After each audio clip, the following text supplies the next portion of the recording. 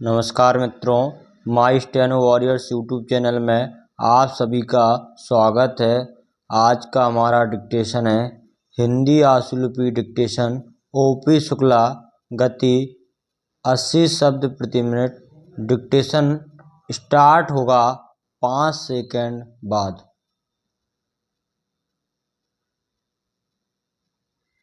Start. प्रधानमंत्री ने आज घोषणा की कि किसी राष्ट्र को इस बात की अनुमति नहीं दी जाएगी कि वह हमारे राष्ट्रीय विचार या हमारी जीवन पद्धति पर प्रभावी हो।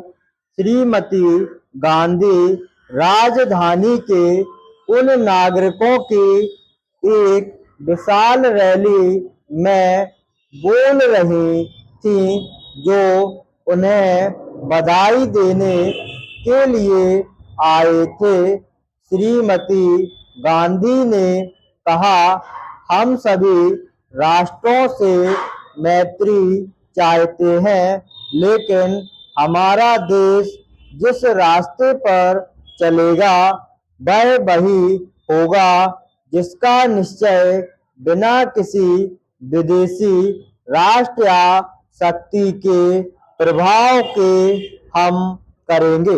उन्होंने कहा कि हम अंतर्राष्ट्रीय समुदाय से सहायता चाहते हैं, परंतु देश का भविष्य मुख्यतः उसके अपने साधनों, स्रोतों तथा इच्छा शक्ति पर निर्भर होता है।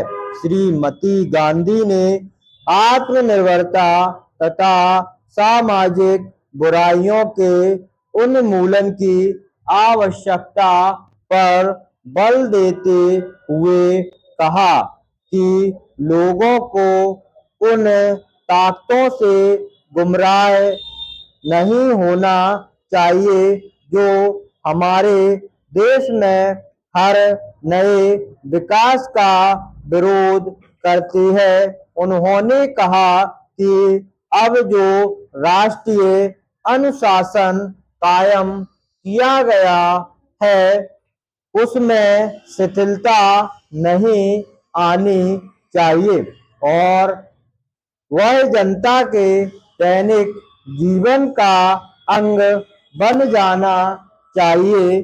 उन्होंने इस बात को पुनः दोहराया कि राष्ट्रीय एकता, अखंडता, अनुशासन और सहयोग से ही देश आत्मनिर्भर हो सकता है और उत्पादन बढ़ सकता है।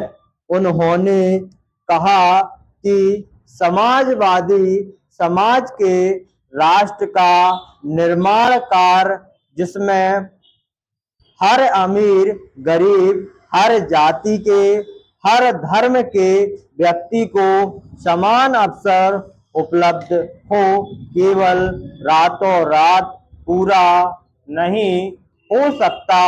इस लक्ष्य को पूरा करने के लिए देश के हर नागरिक को जुट जाना चाहिए।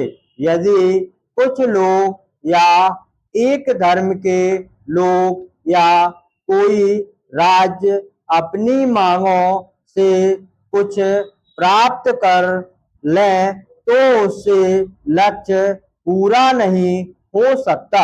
यह तभी हो सकता है जब सारे राष्ट्र में स्रोतों का समान वितरण हो और हर एक नागरिक राष्ट्र के प्रति अपने कर्तव्य का पालन करे। आपात स्थिति के कारण की चर्चा करते हुए श्रीमती गांधी ने कहा कि कुछ लोगों ने जिन्हें जनता का समर्थन प्राप्त नहीं था, बल्कि कुछ छात्रों, कुछ शहरी लोगों और कुछ बुद्धिजीवियों और समाचार पत्रों के एक वर्ग का समर्थन लेकर जनता के अभाव, महंगाई और बेरोजगारी से फैले असंतोष का लाभ उठाते हुए लोकतंत्रीय व्यवस्था को नष्ट करने का प्रयत्न कर रहे थे। उन्होंने गुजरात पर विवश किया, फिर लोकसभा की कार्रवाई को भी ठप करने की कोशिश की।